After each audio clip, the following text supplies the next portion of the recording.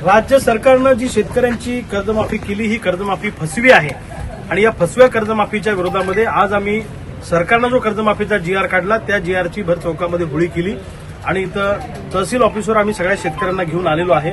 हक्काचा पीक विमा मिळावा आणि सरसकट सातबारा कोरा व्हावा ही मागणी घेऊन आज आम्ही या ठिकाणी आलेलो आहे। सरकारला मला सांगायचं आहे की ज्या जाचक अटी आणि शर्ती घालून कर्जमाफी केली यामध्ये 10-15% शेतकरी सुद्धा बसणार नाही अशी परिस्थिती आहे।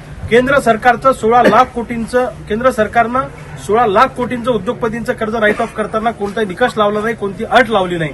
मग शेतकऱ्यांना कर्जमुक्ती द्यायची असतानाच तुमच्या जाचक अटी आणि निकष आमच्या आडवे काय येतात हा खऱ्या अर्थानं प्रश्न आहे। सोयाबीनला भाव दिला नाही सरकारने, कापसाला भाव दिला नाही म्हणून आमच्यावर कर्ज झालं।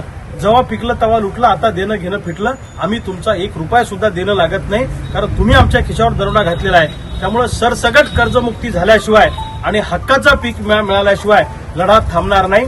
आज जळगाव जामोदमधून आम्ही आंदोलनाचा एल्गार पुकारलेला आहे आणि सबंध महाराष्ट्रभरातला शेतकरी सरसकट कर्जमुक्तीसाठी आणि हक्काच्या पीक विम्यासाठी येणाऱ्या काळामध्ये तुम्हाला रस्त्यावर दिसेल। सरकारला आम्ही सळोका पळो करून सोडल्याशिवाय राहणार नाही।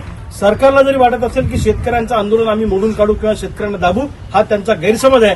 गावगाड्यातला शेतकरी जर खवळला तर सरकारला गुडघ्यावर आणल्याशिवाय आम्ही राहणार नाही।